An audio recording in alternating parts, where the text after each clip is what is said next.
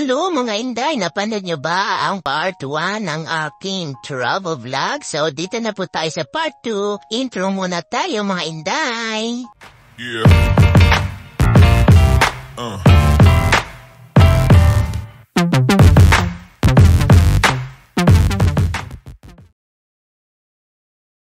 So, ayan na nga mga Inday. Ayan, meron pong binigay sa aming strip at ilalagay po namin yan sa aming braso. Ayan mga Inday, dahil yan po ang maging katibayan na kami po ay papasok sa loob ng Ocean Adventure. Yes mga Inday, so ang susunod po na itinerary po namin ay ang Ocean Adventure. At ayan na nga po, kami po ay papasok na sa loob. Mga Inday. So, ayan na nga po mga Inday. Nagmamadali po kami kasi meron daw po kami panonoorin. Oh yes, so parang bago pa lang yata sa akin to. And hindi lang po yan mga Inday. Pangalawang punta ko na dito sa Ocean Adventure. Yes, so yung field trip po namin dati sa private school. So, dito nga po, nakapunta na rin po kami. Kaya ito na yung pangalawang punta ko po dito. Pero, may bago silang palabas. Kaya yan nga po, minamadali na po kaming pumunta doon sa venue po namin. Ayan, o diba, pansin nyo, ang bilis nilang maglakad. Siyempre, fast forward. So, heto na nga po mga Inday. Let's watch! 100 million hectares of rainforest are destroyed. 50,000 species of plants and animals, well, they go extinct.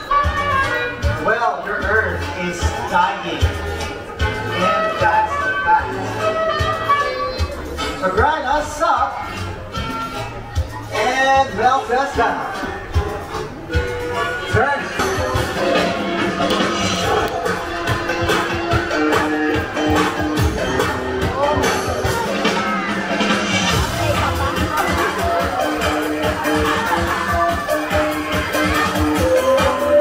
So, mga Inday, natapos na po tayo sa balancing act. Ayan, may pa-acro-acrobat pang nalalaman, diba? So, first time ko lang napanood yun. Kasi nung unang punta ko, wala yun. So, dito naman po tayo sa mga animals, mga Inday. Ayan, so makikita po natin yung mga talent ng mga animals. Oh, yes. So, ayan po mga Inday. Tingnan po ninyo, o diba, may pahimas-himas sa owl. Ayan, o diba, meron pa yan.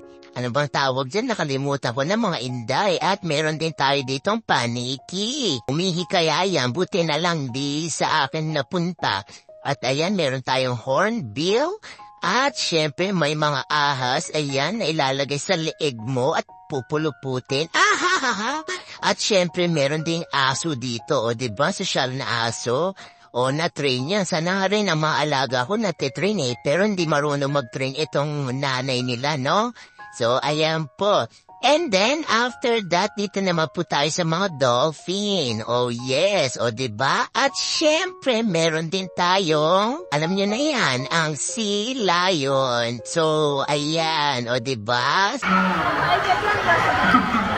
Medyo mas mahirap lang naman kasi pero kaya-kaya siya. That's all mga Inday. Paalam. So, panoorin po natin ang part 3.